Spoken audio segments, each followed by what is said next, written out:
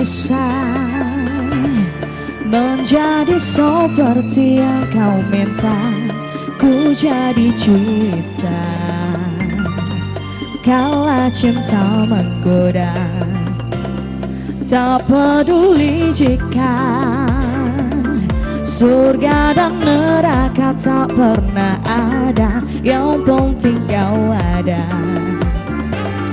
Meski tanpa panahan asmara,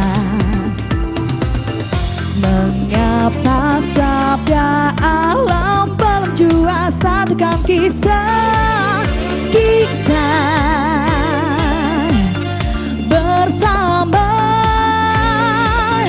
Cintaku bertepuk harap yang tak ada, rintihan nada asmara. Ingin ku kembali ke masa remaja, serasa kali dan ratna yang ku mau kau untukku. Meskipun kau tak rindu, engkau aku suka.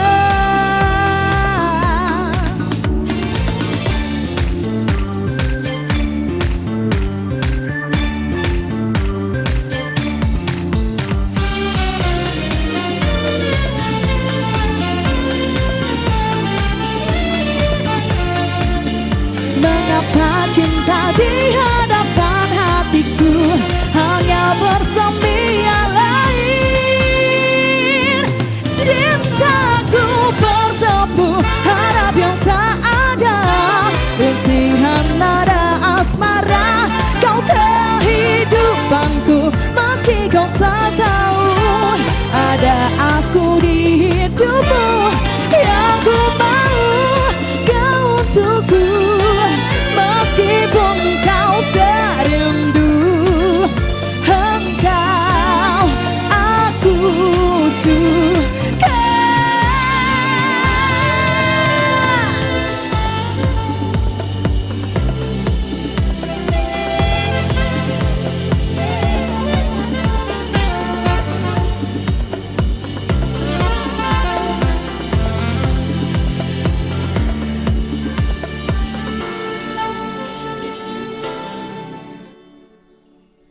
Halo, saya Marta Sasongko. Kali ini kita ada di Sibakul Corner. Nah, kalau kita bicara tentang Sibakul, pastinya ada hubungannya sama UMKM, ya. Bersama Dinas Koperasi dan UKM DIY, kita ngobrolin tentang bagaimana UMKM kita yang selalu difasilitasi, didorong untuk mereka tumbuh. Tapi bagaimana juga yang baru akan memulai. Maka ada yang disebut dengan inkubasi bisnis, supaya semakin banyak wirausahawan baru tumbuh di DIY ini. Nah, hari ini kita ngobrol tentang pemberdayaan kewirausahaan melalui inkubasi bisnis UMKM Naik Kelas 2025. Jadi saya bersama dengan orang-orang hebat, orang-orang istimewa.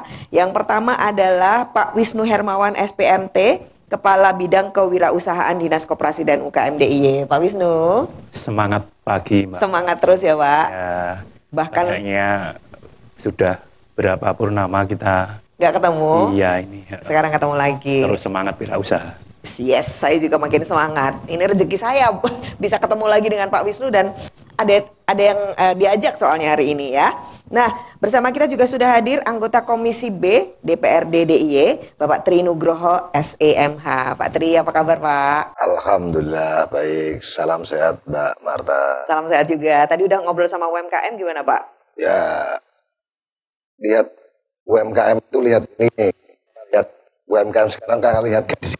Oh, mudah-mudah gitu ya. Oh, beding-beding semuanya. UMKM naik terus sekarang. Iya, dan jujur tadi di balik layar Pak Tri ini sudah mulai negosiasi ya. Artinya kan ini menarik ya Pak. Ya. Usaha-usaha sekarang, bisnis-bisnis baru ini menarik untuk konsumen untuk bisa mengakses, membeli produknya dan seterusnya. Karena di depannya Bapak juga sudah tercium aroma yang luar biasa kan Ya. Pak? Ciumannya ada dua ini. Iya. Nah, lihat gadis tapi sama makannya lebih enak. Iya, itu dia. Jadi kalau pemirsa lihat nih, di depan ini adalah produknya dari UKM kita, nanti saya kenalin, dan itu aromanya luar biasa ya. Nggak cuma di depan ya, yang saya pakai juga ya. Ini produknya dua UMKM kita. Nah, kenapa ada UMKM di sini dan bagaimana inkubasi bisnis ini berjalan? Maka ini tokoh atau pelaku utamanya. Direktur dari Satu Asa, Mas Imam Syafi'i. Mas Imam, apa kabar? Alhamdulillah, Mbak. Iya. Alhamdulillah, yang di atas, yang di bawah kurang ya. Saking semangatnya ini Mas Imam ini kakinya lagi agak gimana gitu ya. Untungnya bukan itu, nggak terlalu ngaruh buat kalau nampingin UMKM kan? Insya Allah. Iya. Meskipun dengan kondisi seperti ini, kalau harus teman-teman UKM ini ya mau tidak mau ya, karena basic berangkat dari sana, jadi ya harus bareng. Ini senangnya Pak Wisnu, Pak Tri. Jadi mitra-mitranya tuh luar biasa semuanya, dedikasinya luar biasa. Kakinya boleh ini ya, tapi tetap ya. Maka ada dua orang yang dari hasil inkubasi bisnis kita wawancarai, kita tanya-tanya bagaimana pengalaman mereka didampingi oleh Mas Imam. Yang pertama adalah yang tadi saya sebutin, bajunya saya pakai adalah Mbak Meina Cinta Ratulian. Ini adalah Hanenda Indonesia brandnya. Ini adalah juara 2 inkubasi bisnis 2025. Betul, terima kasih. Selamat pagi, Mbak Marta. Iya. Itu dia bajunya pasti yang dipakai juga. Iya dong, harus nggak pakai baju yang dipakai. lain kan. Oke. Dan yang kedua yang tadi saya sebutin, aroma produknya itu sampai membuat kita tergoda semuanya. Ini adalah produknya Mbak Rike Avianita dari Kudapanesia. Ini adalah juara 3 inkubasi bisnis 2025. Betul, selamat pagi Mbak Marta, bapak-bapak semua. Jadi produk yang di depan ini. Iya, betul. Kudapan legendaris khas dari berbagai daerah di Nusantara, Mbak Marta. Oh, jadi melestarikan Betul. kudapan dari Nusantara. Iya, betul. Oh, Nusantara tuh luas banget. Luas, seperti ini dari Kepulauan Maluku, Mbak, asalnya. Oh. Yang ini akulturasi Kerajaan Mataram sejarahnya. Wow. Aku pikir ini kan ada yang hitam-hitam tuh dari negeri Kenari, dari ini memang asli dari Ambon, buah kenarinya, biji kenarinya. Oh, itu dia ini. Kita belajar dari para pelaku usaha yang luar biasa dengan ide-idenya. Nah, seperti apa nanti kita cerita ya. Saya ke Pak Wisnu dulu. Ini kan inkubasi bisnis adalah program yang diinisiasi oleh Dinas Koperasi UKM DIY. Ide awalnya kenapa dan apa sih Pak yang diinginkan dari inkubasi bisnis? Iya, jadi sebenarnya kalau kita lihat potret UMKM di DIY, Mbak Marta, jumlahnya sangat besar sekali ya. Kiraan itu 1/3 dari jumlah penduduk DIY. Di Sibakul hanya bisa mendata 1/3-nya saja. Jadi sekitar 345.000. Dari 345.000 para pelaku usaha di DIY itu 98% adalah usaha mikro. Mungkin dari aspek pendataan kita tetap jalankan, tapi 98% para pelaku usaha ini mimpinya Bapak Gubernur ini kan harus bisa naik kelas. Artinya tidak mungkin mereka kelasnya itu saja. Betul. Kemudian dulu 5 atau 6 tahun ke depan itu antara OPD yang menangani UMKM ini kan punya basis UMKM yang terkadang bertumpukan, bertindihan, Overlapping gitu ya, Pak? overlap, sehingga kamu mitranya siapa itu kita terkadang tidak masalah, tapi progres pembinaan tuh harus punya ukuran yang jelas konsepnya. Nah ini yang kemudian salah satu strategi agar UMKM naik kelas itu ya kita melaksanakan inkubasi bisnis. Ini sebenarnya kegiatan yang tiap tahun kita selenggarakan dengan harapan kita tidak bicara kuantitas tapi lebih ke aspek kualitasnya. Indikatornya apa? Indikator yang sering dipakai oleh pemerintah adalah rasio kewirausahaan. Nah, kalau rasio kewirausahaannya itu kemudian meningkat, ini berarti jumlah wirausaha yang tumbuh ini juga bagus. Nah, sementara kalau kita bicara jumlah wirausaha di DIY kan sebenarnya sudah cukup lumayan di dalam kalau dibandingkan dengan perspektif nasional di antara 3 sampai 4%. Jadi jika ada 100 orang berkumpul itu 3 atau 4 orangnya itu wirausaha. Itu di DIY Pak ya? Iya, meskipun mimpi pemerintah, mimpi kita kan pengen jumlah wirausaha itu rasionya di atas 5 sampai 8%. Kalau negara maju kan di atas 10%. Nah, ini adalah proses yang terus kita pengen gaungkan dengan melaksanakan inkubasi UMKM naik kelas.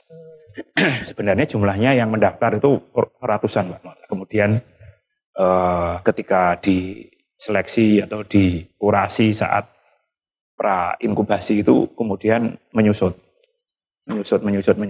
saat proses karena tidak sesuai dengan kan ketika dari inkubasi kan ada 3 tahapan. Ada pra inkubasi, ada inkubasi dan pasca inkubasi. Nah, dari pra berdiri proposal kemudian itu seleksi alam. Kemudian ketika inkubasi nanti mereka yang nggak mau ngerjain tugas ya otomatis ya nanti Mas Imam akan banyak cerita terkait hal ini. Tapi secara konsep skema inkubasi ini nanti endingnya ya kita pilih di final itu 25 orang. 25 orang meskipun yang juara hanya 5 orang. Juara ini sebenarnya hanya bonus saja. Tapi 25 orang yang kemarin sudah lolos sampai tahap inkubasi, tahap akhir ini nantinya diharapkan dia akan menularkan virus-virusnya. Bagaimana proses pengalaman selama inkubasi kemudian ditularkan kepada wirausaha-wirausaha yang lainnya. Jadi harapannya nanti kita akan menghasilkan banyak mentor melalui proses inkubasi ini. Dan ini bagian bagaimana kita menumbuhkan tidak sekedar wirausahanya, tapi ekosistem wirausahanya. Yeah. Nah, di wirausaha ini kan jalannya tidak seperti kayak PNS ya, gajian rutin itu kan. Yeah. Dengan wirausaha ada saatnya di atas, terkadang beronjal, nah, terkadang jatuh. Lah ini kan kalau ekosistemnya nggak pas, tidak dibiasakan kondisi dengan suasana yang yang membuat mereka tangguh dan inovatif, tentunya kita pengen pemerintah menjadi bagian untuk melaksanakan investasi menumbuhkan wirausaha baru. Nah ini yang terus kita lakukan dan sekarang sebenarnya sudah ada ratusan wirausaha hasil inkubasi yang ada berapa Pak ratusan? Ratusan itu kan dimulai sejak tahun 2019. Oh. Nah, ketika tiap tahun ada 2 bulan, iya sudah. Ya ada pernah berhenti saat setahun COVID ya. Kemudian tahun kedua kita jalan dengan metodologi yang daring dan luring. Nah, harapannya nanti wirausaha yang Jogja ini munculkan yang mereka yang muncul dan tumbuh dan sukses ini nanti menjadi pahlawan-pahlawan atau pejuang-pejuang wirausaha yang nantinya harapannya akan menggantikan wirausaha sukses di tingkat nasional. Kita kan ada Sandiaga Uno, Khairul Tanjung, Taher, atau banyak sosok wirausaha yang lain, dan harapannya mosok nggak ada yang dari Jogja yang mungkin bisa moncer dan sukses. Dan sukses ini bukan masalah target, waktu yang akan membuktikan ini semua. Oke, jadi ada regenerasi dan kemudian nanti akan muncul nggak cuma 1-2 Pak ya, akan lebih banyak. Dan itu sudah diikuti dengan membentuk ekosistem dan juga mungkin support support sistemnya ya Pak ya. Iya. Kan ada mentor, nanti mentor yang juara ini mentorin baru gitu ya. Yang malas-malas tadi bikin tugas. Iya, namanya inkubasi bisnis ya. Kita harus benar-benar ngikutin rules ya. Dan itu nanti saya akan mau tanyakan beneran gimana proses yang dihadapi oleh teman-teman dan sampai yang juara itu kayak apa. Mungkin ini dari cerita ini bisa ditiru oleh UMKM yang lain. Nah, kalau pengen tahu gimana ceritanya, jangan kemana-mana, tetap di Sibakul Corner.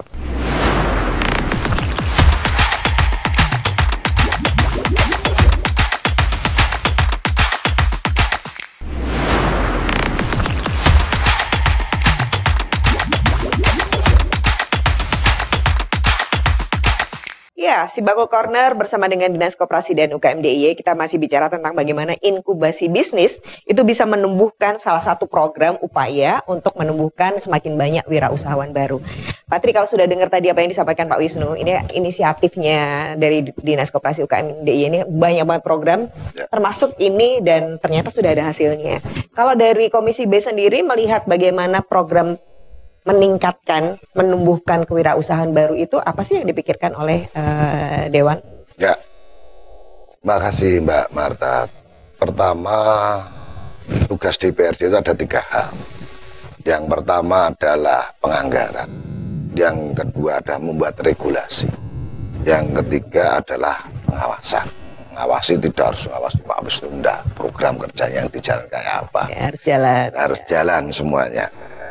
Pertama, bahwasanya sekarang ini yang namanya ada program-program termasuk Sibakul. Nah, kita itu sudah memberi motivasi apapun, penganggaran ke dinas-dinas terkait, terutama sekarang ada Sibakul. Bahwasanya DPR itu mendorong betul kewirausahaan yang ada di Yogyakarta.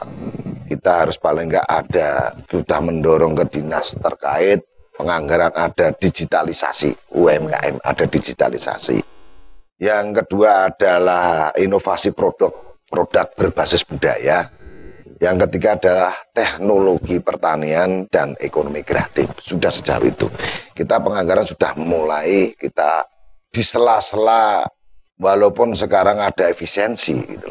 Kita tetap menjalankan apapun kita kerjakan. Maksudnya kita tetap konsisten yang namanya dengan adanya UMKM, kita inovasi walaupun jumlahnya peserta kita kurangi lah, kita kurangi dari 40 tinggal 10, tapi kita tetap komitmen jalan.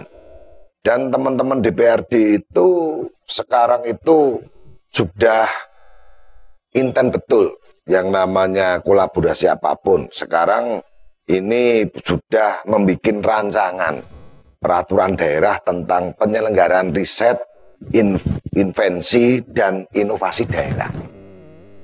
Itu kita sudah godok dan prosesnya akan kita target di tahun ini selesai. Jadi kita berharap UMKM bisa menggunakan ke situ itu. Hasil riset yang hasil riset itu paling nggak bisa naik kelas kayak apa gitu loh. Kita itu kan mohon maaf, banyak teman-teman itu kurang tahu yang namanya digitalisasi. Banyak ibaratnya yang tahu ya cuma masih macam-macam gitu kan, yang gede-gede. Tapi yang bawah-bawah itu pedagang pasar itu kan kurang bisa. Lah di situ itu salah satunya kita bikin digitalisasi lewat Sibakul. Kalau seperti tadi Pak Wisnu mengatakan targetnya itu paling enggak ngersot dalam itu bisa paling enggak di atas 5% kan di situ itu. Itu disupport betul. Disupport betul. Komisi B kita nyupport betul. Nyupport betul. Di situ itu kita akan paling enggak kolaborasi dengan teman-teman dinas. Kita akan mengadakan sosialisasi. Pertama, bahwasanya kita ngejak teman-teman UMKM yang jadi, teman-teman sebagai contoh di sini. Kita memberi pengarahan. Jadi bukan teman-teman dinas yang memberi pengarahan, yang mendampingi dari teman-teman dinas, tapi teman-teman yang sukses. Itu yang kita sebagai contoh. Jadi itu kita memberi contoh di situ. Dan banyak program lagi, salah satunya memberi pameran di mana-mana. Pameran, di daerah kabupaten lain atau provinsi yang lain, kemana ada yang ke Jakarta, kemana itu salah satu menganggap biar menangkap UMKM itu bisa jadi salah satunya. Sebabnya apa? Pemasaran terbesar sekarang ini adalah dari digital. Bukan yang lain. Kalau dulu itu kan dari mulut ke mulut. Sekarang digitalisasi tinggal HP. Tapi gimana caranya kita menggunakan HP atau menggunakan digital itu biar mengena yang banyak. Makanya kita adakan yang nama Sibakul. Sibakul itu kemarin yang hal yang nggak ada hubungannya UMKM, lari pun kita support kan. Seperti kemarin.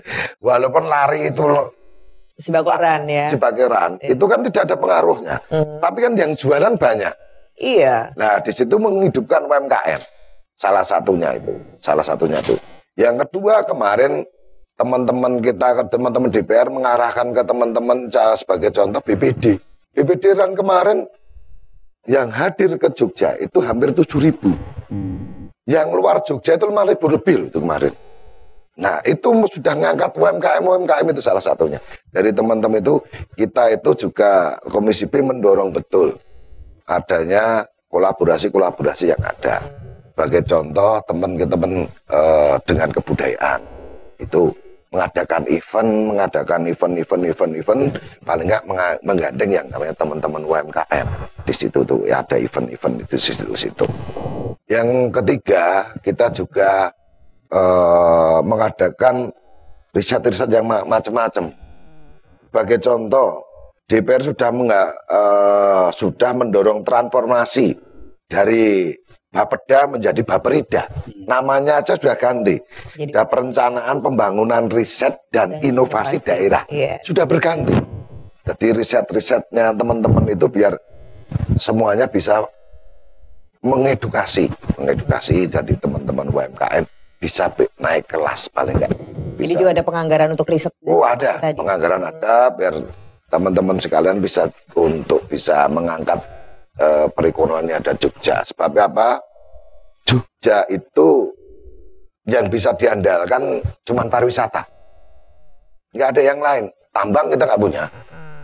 Yang lain-lain juga nggak punya. Yang kita andalkan adalah cuman pariwisata. Pariwisata itu didukung juga dengan teman-teman UMKM. Menarik Pak. Jadi kolaborasi event antar OPD ya, yang kemudian tapi ujung-ujungnya di situ ada peran UMKM yang bisa kita angkat. Oke, sukses juga sih Bakul Runnya kemarin ya Pak. Iya. Jadi ternyata itu sudah terbukti memberikan support system buat UKM. Nah, saya ke Mas Imam nih, karena yang jadi mentor, yang jadi coach, yang jadi trainer, yang membuat inkubasi bisnis ini berjalan. Mas, yang kalau di Jogja ini UMKM yang diajak masuk inkubasi gini banyak nggak sih? Yang daftar banyak kata Pak Wisnu. Tapi mereka ini apakah memang layak untuk kemudian mereka diajak untuk dikembangkan? Inkubasi itu kan berarti kan diangetin gitu ya Mas? Diangetin biar dia berkembang kan? Oke, kalau yang daftar sih memang jumlahnya di atas 200 ya. Jadi antusias ya? Tepatnya di angka sekitar 224 calon peserta. Oke. Itu pun yang kita panggil untuk wawancara hanya di angka 150. Jadi hampir separuhnya. Itu kita wawancara langsung face to face seperti itu.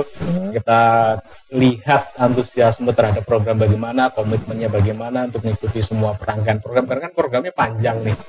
Berapa lama sih Mas? Berapa lama programnya? Sekitar 5 bulan. Oh. Jadi kami minta untuk komitmen dari awal memang. Dari sana 150 kita ambil sekitar 75. 75 itu masa inkubasinya. Nah, di inkubasi ini kita bagi menjadi 3 tahap sistem seleksi. Jadi teman-teman yang dari 75 ini nggak bakal masuk ke tahap-tahap berikutnya. Karena kita punya tools yang coba kami develop untuk memfilter teman-teman yang layak untuk naik ke tahap-tahap berikutnya dengan berbagai macam penugasan. Terus setelah di akhir tahap nanti kita evaluasi. Jadi yang tadi yang nggak nugas, nggak ngerjain, jelas gugur. Tugasnya kayak apa sih Mas? Contohnya Mas, boleh tahu? Kami mengadop seperti ini.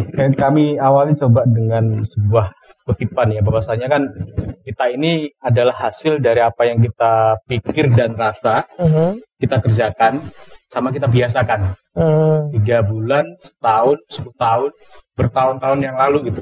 Hasilnya kita hari ini. Yes.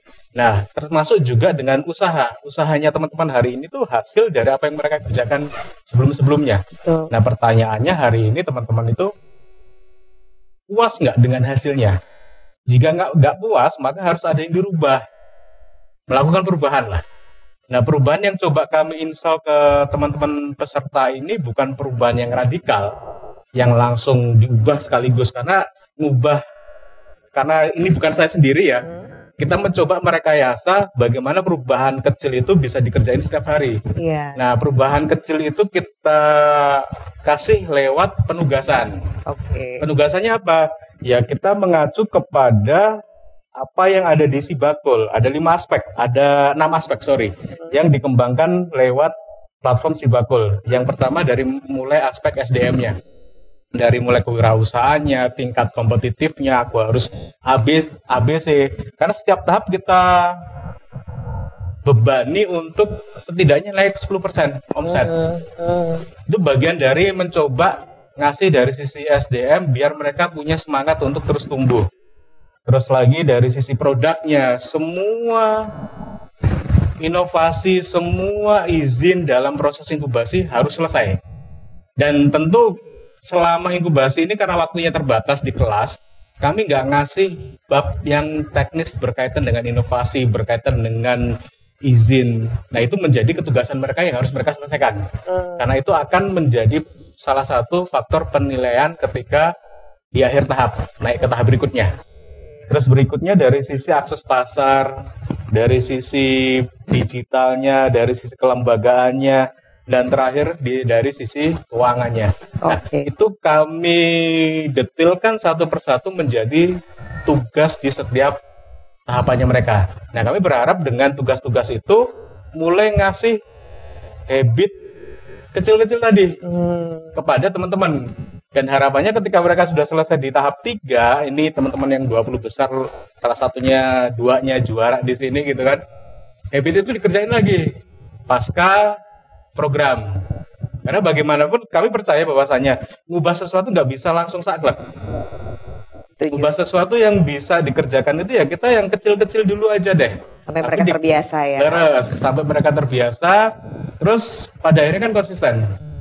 Nah, ada quote dari James Clear yang saya suka banget gitu ya. Atomic Habit. Perubahan 1% setiap hari lebih baik.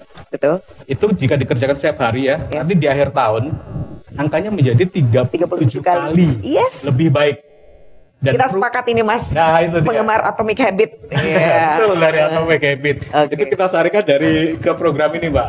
Buku itu kami coba bedah, terus kita coba rumuskan dalam wirausaha itu ke usaha ya. Ke usaha itu harus ada apa aja sih habitnya. Nah, itu dia Mbak konsepnya yang kami pakai di program inkubasi bisnisnya Dinas Koperasi ini. Yes, Mas Imam, nanti kita bahas lebih dalam lagi ya. Ini menarik. Di awal aja sudah kelihatan nih yang bisa masuk ke sana. Ternyata saringannya makin tipis, makin kecil ya.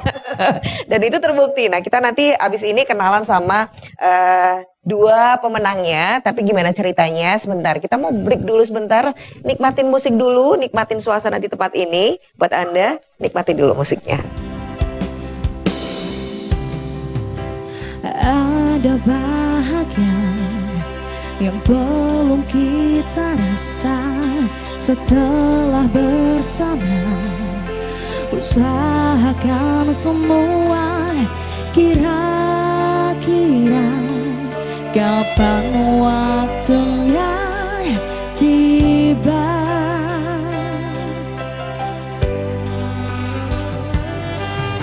Ada bahagia yang belum kita rasa setelah bersama.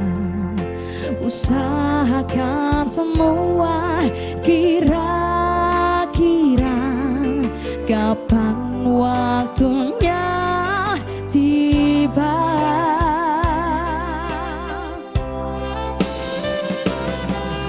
Segala upaya apapun kita coba setelah bersama. Usahakan semua sang pencipta dengan segala doa kita berdua. Jika tidak hari ini, mungkin minggu depan. Jika tidak minggu ini, mungkin bulan depan. Jika tidak bulan ini, mungkin tahun depan. Segala harapan kan datang yang kita impikan. Janganlah menyerah dulu, waktu masih panjang. Ingat doa kita selalu yang tak pernah usah.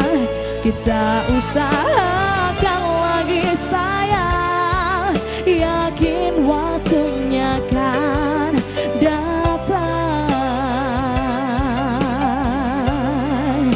Kita usahakan lagi sayang, yakin waktunya kan datang.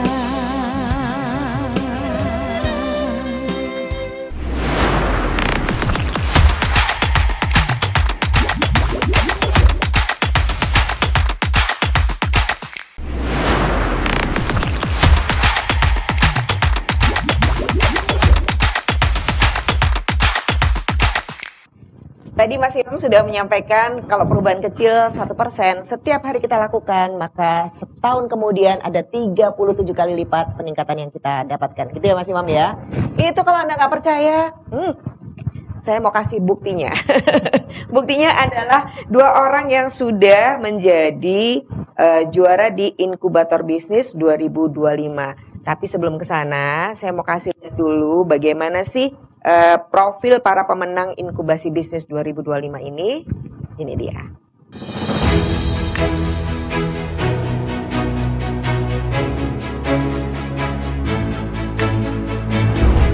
Dari Jogja untuk Indonesia, lahirlah generasi wirausaha baru yang penuh ide, kerja keras, dan inovasi.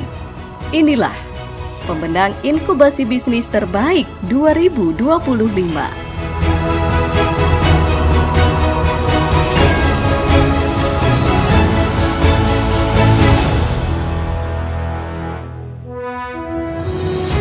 Program Inkubasi Bisnis Dinas Koperasi dan UKM DIY menjadi ruang tumbuh bagi wirausaha.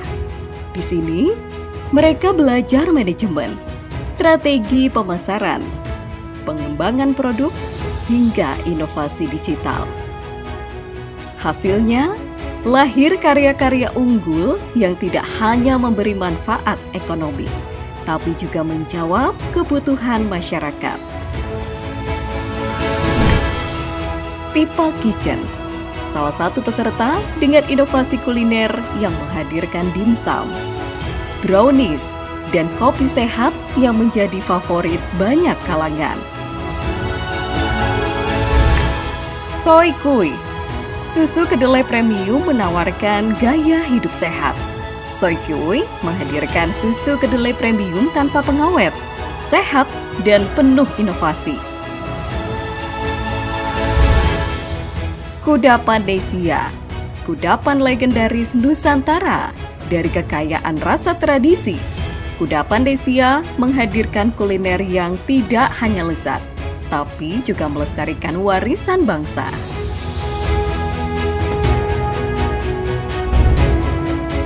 Hanenda Indonesia menghadirkan fashion sustainable berbasis kearifan lokal Yogyakarta, menggabungkan batik dan lurik dengan sentuhan modern dan material serat alami ramah lingkungan. Guru Bumi yang dinahkodai oleh Anita Diah Ratnaningrum menghadirkan produk-produk media edukatif untuk memperkenalkan bumi Indonesia kepada anak-anak dan orang tua yang tentunya berkualitas.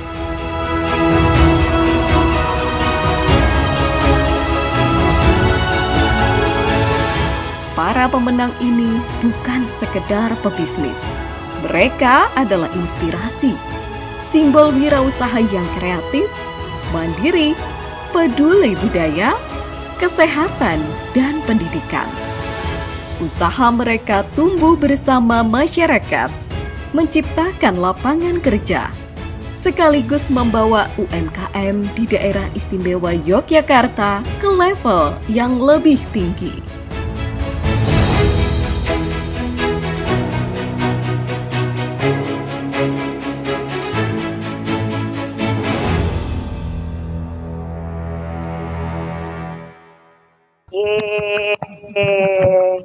Teman-temanku boleh kasih helm dulu biar nggak besar kepala maksudnya.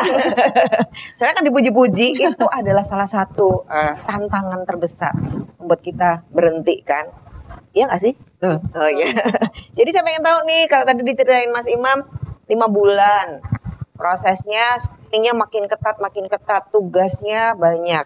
Pengalaman di inkubasi bisnis gimana sih dari Mbak Cinta? Oke, terima kasih atas kesempatannya Mbak Marta.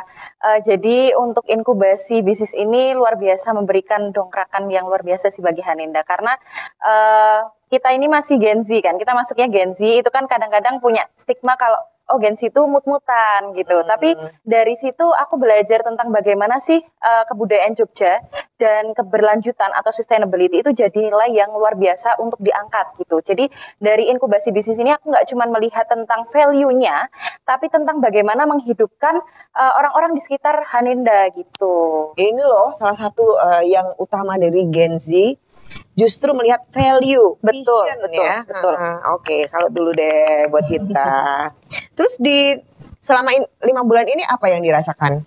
Banyak sekali aspek, terutama di bidang SDM-nya gitu. Jadi kan selama ikut inkubasi bisnis ini banyak sekali yang melihat kontennya Haninda, kemudian kolaboratornya siapa saja. Ternyata banyak permintaan pasar yang masuk ke Haninda, sedangkan SDM-nya itu ternyata belum siap. Jadi ini jadi PR tersendiri ya bagi kami, sehingga dari PR-PR yang diberikan sama Mas Imam disampaikan, kemudian dibebankan ya, kayak aduh setiap hari ngerjain PR nih, ketemu sama teman-teman ngerjain PR lagi. Itu akhirnya kita bertumbuh. Bagaimana sih caranya melihat permasalahan itu jadi sebuah solusi, menghidupkan lagi orang-orang di sekitar Haninda supaya mau bekerja sama dengan kami gitu. Ini yang sering diomongin Pak Wisnu nih tentang konsistensi ya Pak. Betul. UMKM itu kalau yang cuma 1-2 oke, tapi begitu banyak itu nggak siap. Dan ternyata dialami oleh Cinta. Betul. Oke. Kalau dari Mbak Rika? Iya. Makasih Mbak Marta. Mungkin saya berbeda dengan Mbak Cinta yang Gen Z. Saya Gen X mungkin ya Mbak ya. Kebetulan kudapannya ini sebenarnya adalah rebranding Mbak. Dari usaha sebelumnya. Sebelumnya saya sudah berusaha selama 13 tahun. Namun dari 13 tahun itu ternyata saya belum melakukan bisnis yang sesungguhnya. Setelah saya bergabung di inkubasi bisnis, saya baru benar-benar mengetahui, menyadari bahwa mengelola bisnis yang proper itu seperti ini loh. Dari segi manajemen, operasional, keuangan, hingga pemasaran, itu harus seperti apa. Itu yang banyak saya pelajari di inkubasi bisnis. Benar seperti Mbak Cinta tadi, tugas yang luar biasa, mungkin pressure yang luar biasa gitu ya. Di tengah-tengah kita juga harus tetap menjalankan bisnis, tapi juga menjalankan tugas itu tantangan yang challenge yang harus saya taklukkan gitu ya. Tapi ya alhamdulillah bisa berdampak akhirnya pada bisnis. Bagaimana sampai ke titik kesadaran bahwa itu memang untuk meningkatkan walaupun itu beban? Karena memang sangat aplikatif ya. Jadi ilmu yang diberikan dari inkubasi bisnis ini sangat aplikatif untuk diterapkan di bisnisnya. Contohnya seperti pembuatan SOP, OKR, ataukah mungkin keuangan yang proper, itu memang seperti itu seharusnya yang kami lakukan. Jadi ketika awalnya mungkin berat membuat SOP, itu tidak mudah ya, banyak perbagian itu udah banyak sekali. Tapi kalau kita ingin bertumbuh, ingin menjadi bisnis yang besar, memang itu yang harus kita punya gitu. Dan setelah kita punya, ternyata iya ya, itu justru mempermudah langkah-langkah kita untuk bertumbuh pada akhirnya. Iya, menuju ke autopilot gitu ya. Kalau ada SOP kan menjadi standar. Ya. Nah, tapi bedanya apa nih kalau kita bicara before, after? Before inkubator, after di inkubasi. Iya, kalau di Kudapanesia sendiri yang jelas manajemen nih ya Pak ya. Kami sebelumnya masih katakanlah otodidak, manual sense, common sense saja gitu. Tapi setelah kami mengetahui harus seperti ini loh manajemen yang proper, itu yang kami jalankan gitu. Kami membangun tim yang bisa bertumbuh juga, teman-teman yang bisa bertumbuh juga, sama-sama belajar juga. Kemudian utamanya adalah pemasaran yang mungkin tadi seperti Bapak-Bapak sampaikan terdigitalisasi.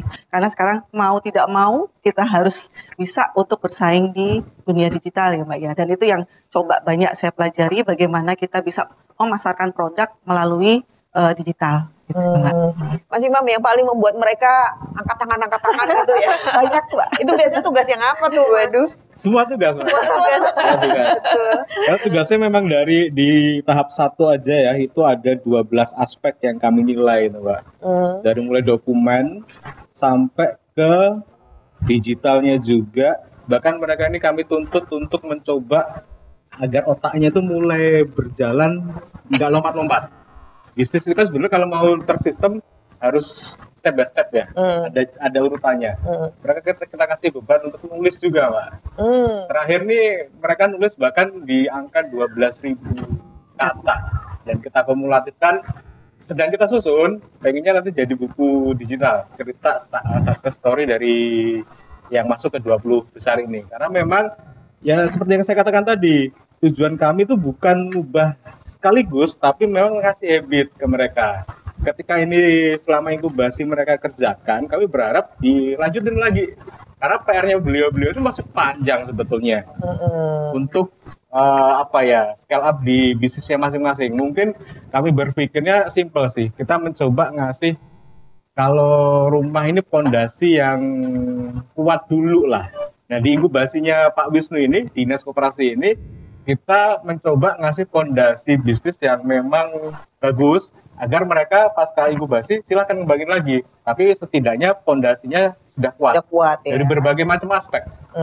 Termasuk tadi bikin SOP, nyatet keuangan kita kasih yang berdasarkan standarnya akuntansi juga di terakhir. Meskipun ya pada muntup-muntup gitu ya, pada ngebul gitu kan. Tapi nggak apa-apa. Mungkin hari ini dipakai sedikit-sedikit. Tapi saya yakin kalau omsetnya berkala naik, pasti butuh itu.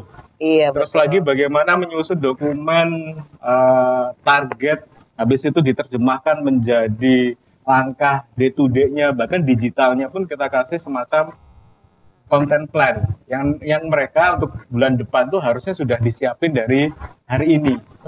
Jadi rutinitas pada ini kan outputnya adalah konsistensi ya. Konsistensi ini dikerjakan dengan baik, maka pasti ada hasilnya. Seperti kata James Clear juga, Mbak, ada 3 lingkaran perubahan di sana. Yang pertama perubahan berdasarkan output atau hasil. Tapi kalau perubahan itu berdasarkan hasilnya tercapai, selesai. Teman-teman jadi juara, selesai gitu. Nah, yang coba kami susun adalah perubahan di sistem. Karena perubahan yang paling dasar lagi sebetulnya perubahan di paradigma atau di mindset. Nah, kalau perubahan di paradigma, di mindset itu kan bukan di kami, tapi di individu-individunya. Tetapi setidaknya sistemnya sudah mulai kita kenalkan. Bisnis yang benar itu harusnya seperti ini. Meskipun sebetulnya saya belum bisa mengatakan yang benar, orang saya juga masih banyak belajar ya, menyarikan dari berbagai macam kawan-kawan pelaku usaha yang sudah tumbuh dari pengalaman kami, terus kita desain menjadi program ini. Karena kita juga belajar dari melihat proses mereka ya, Mas. Betul. Oh, ternyata ini lebih efektif kalau ini gitu ya. Justru kami belajar banyak, Mbak, dari karena memang benar-benar Pak Wisnu ini ngasih tugas ke kami seperti apa ya? Awalnya kita tuh lebih banyak kerja di desa, Pak. Keluar masuk desa, ketemu dengan masyarakat, pressure-nya kecil lah. Ya seneng-seneng lah di desa itu. Ketika diminta program inkubasi, wah ini bukan program yang main-main nih, harus ada output, harus ada outcome, ada output gitu.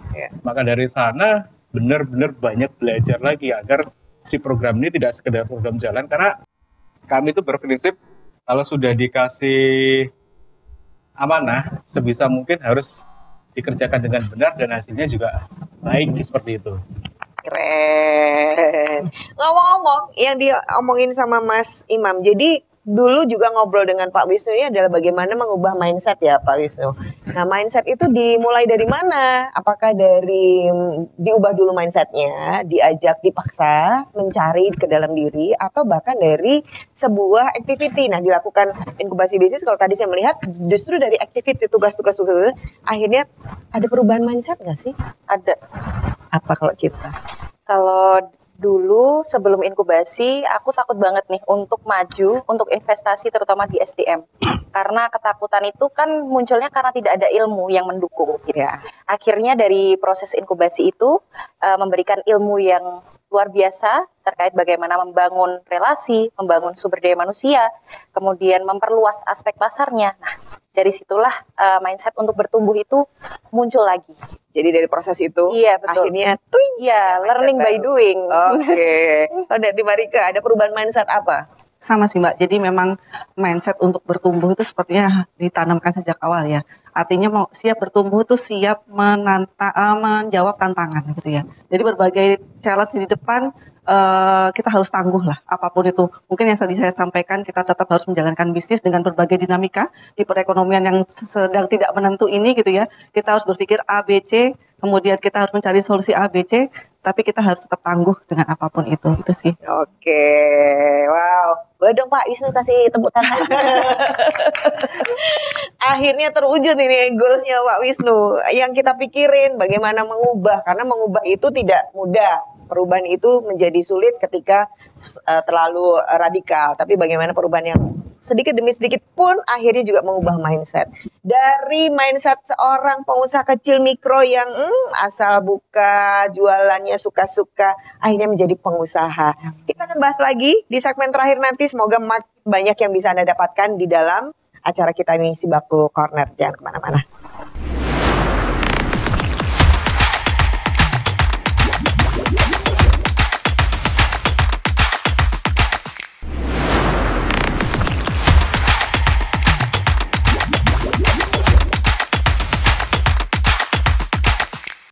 Oke, kita belajar banyak dari inkubator bisnis, inkubasi bisnis dari Dinas Koperasi dan DIY. Ternyata dari sebuah proses yang cukup panjang, menumbuhkan semangat baru, mindset baru, dan semoga ini menjadi inspirasi bagi para pelaku usaha yang lain. Semoga yang kemarin rontok ini mulai belajar untuk tangguh gitu ya Mas Imam ya. Kalau dari Pak Wisnu Pak, ini ada saran apa sih buat teman-teman yang sebenarnya mereka tuh potensial, tapi dalam proses kemarin memang belum setangguh teman-teman yang akhirnya jadi juara. Ya, problem pemerintah daerah itu adalah menjadikan bahasa anggaran output itu menjadi outcome. Ya. Jadi Mas Imam sudah sedikit menyentil. Jadi beberapa mindset yang sedikit konvensional itu kita tidak pernah membahas bagaimana kegiatan itu memiliki dampak atau tidak. Oh, inkubasi bisnis selesai dilaksanakan, selesai. Kemudian kita berpikir ke depan mau mengadakan lagi, dilaksanakan, selesai lagi. Nah, bicara masalah UMKM, pola-pola seperti ini kan mestinya sekarang sudah kita singkirkan jauh-jauh. Artinya dulu Menteri Koperasi yang lama itu Pak Teten menceritakan nonsen pendampingan UMKM itu hanya selesai setahun. Nah, makanya kita pengennya nanti teman-teman peserta inkubasi bisnis ini juga ketika menginjak tahun N+1 juga beberapa tetap kita gandeng untuk mengikuti kegiatan-kegiatan pendampingan 6 aspek Si Bakul. Nah, mungkin kalau kemarin Mas Imam sudah menjelaskan kuatnya di aspek entrepreneurnya atau SDM. Mungkin akan kita drill ke aspek pemasarannya. Bagaimana teman-teman inkubasi nanti kita libatkan pada beberapa pameran dan intinya ekosistem yang coba kita tumbuhkan itu tetap menjadi ekosistem yang membuat mereka tidak pernah berputus asa untuk berbisnis. Jadi akan terus-menerus ini ditemani. Jadi kata kunci keberhasilan inkubasi bisnis adalah bagaimana usaha mereka itu, peserta tenan itu bisa berkelanjutan, lumintu berjalan. Karena pada beberapa tahapan-tahapan yang sebelumnya ada yang sudah nggak jalan lagi. Nah, kita pengen sebenarnya bisnis itu harus terus berjalan apapun bentuknya, dan spirit untuk melaksanakan sesuatu yang positif bagi dirinya dan mimpimu untuk bagaimana kamu menjalankan bisnis itu harus benar-benar kamu wujudkan. Nah, ini yang kita hanya bisa memfasilitasi beberapa bulan, tapi selama beberapa bulan ini kita ingin teman-teman tenan inkubasi bisnis itu bisa mempraktekannya selama berbulan-bulan kemudian, bertahun-tahun kemudian. Oke.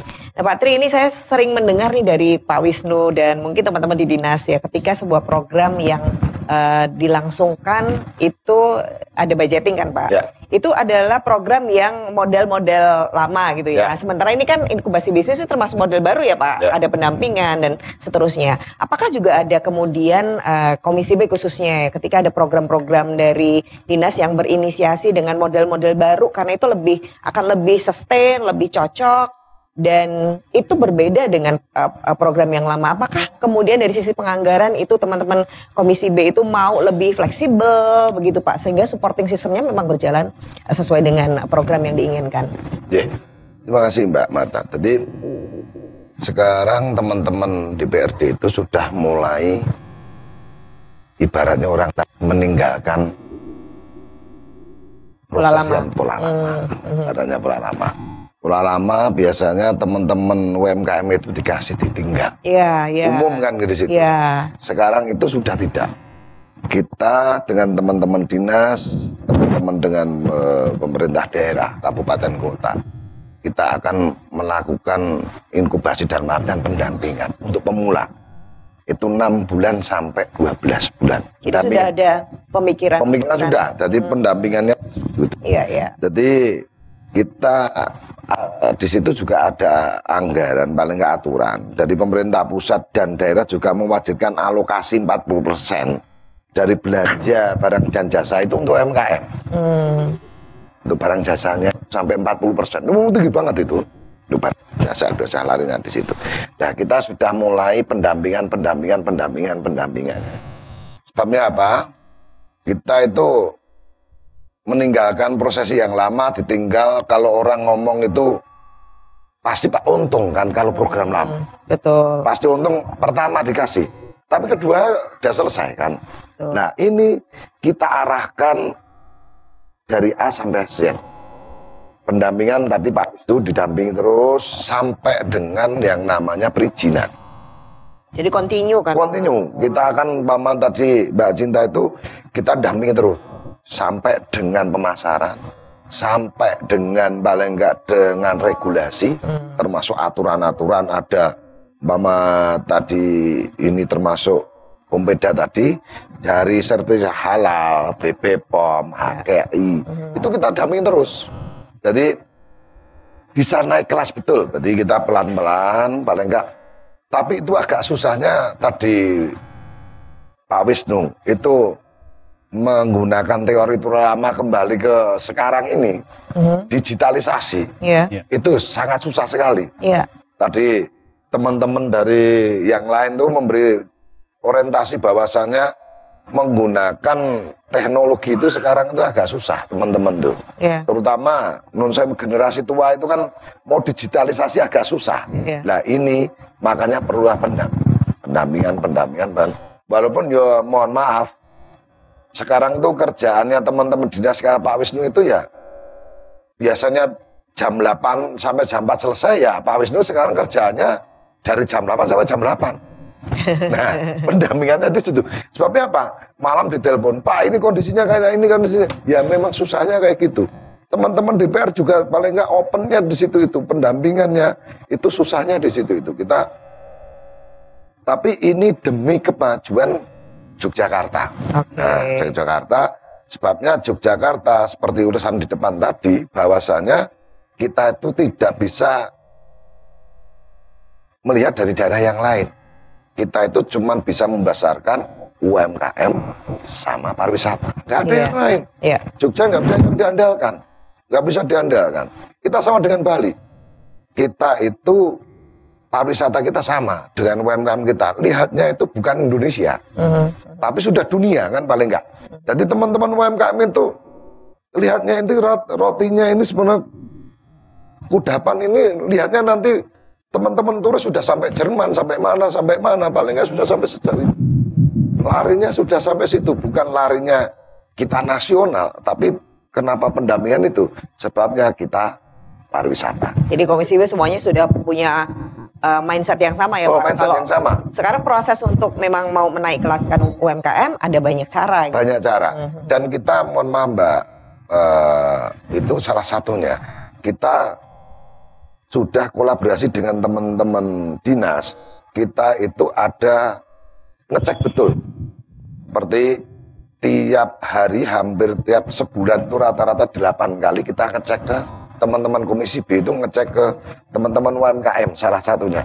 Walaupun tidak semuanya UMKM, ada yang pariwisata, ada UMKM, ada apapun, juga termasuk Koperasi Merah Putih ini. Itu sudah kita terus.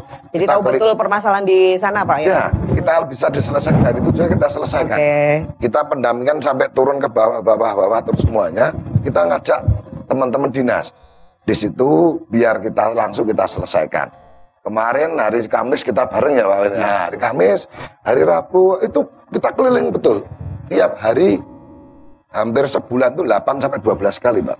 Jadi turun ya mungkin jatah Mbak Cinta belum nyampe aja gitu belum nyampe aja. Ini tinggal tagih Pak Tri kapan datang gitu. Ya, kapan datang itu memang di situ tuh Mbak Marta. Tadi kita mendampingi betul masalah apa yang dihadapi. Teman-teman. Caranya ngomong apa ya?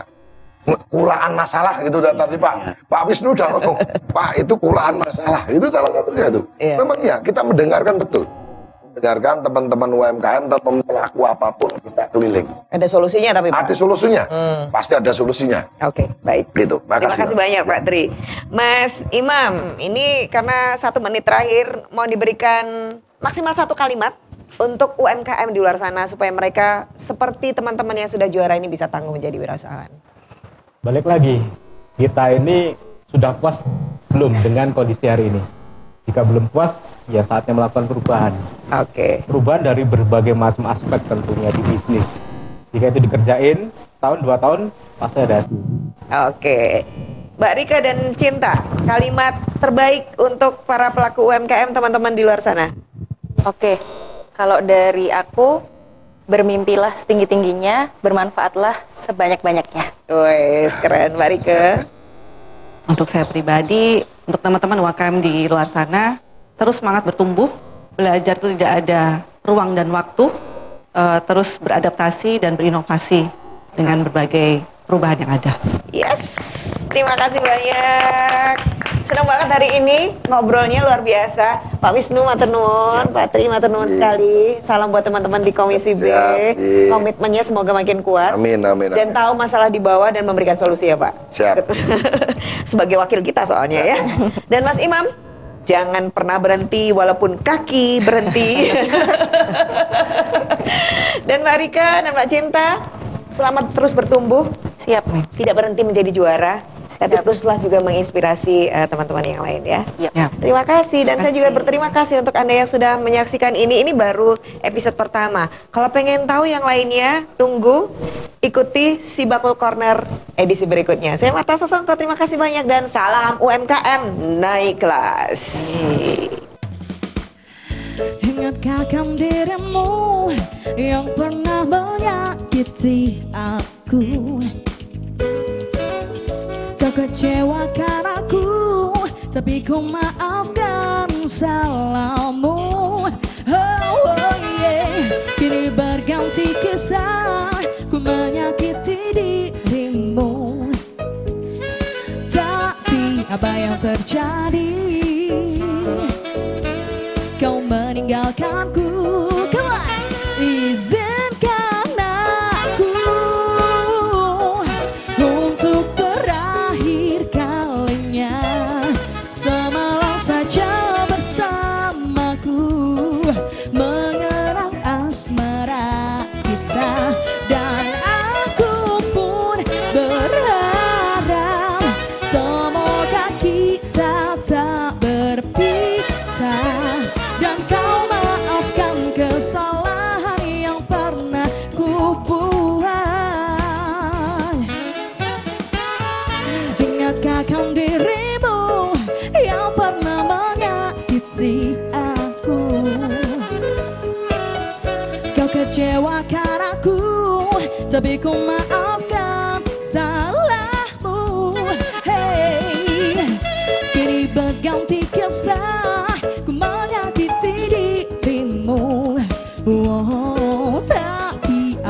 terjadi.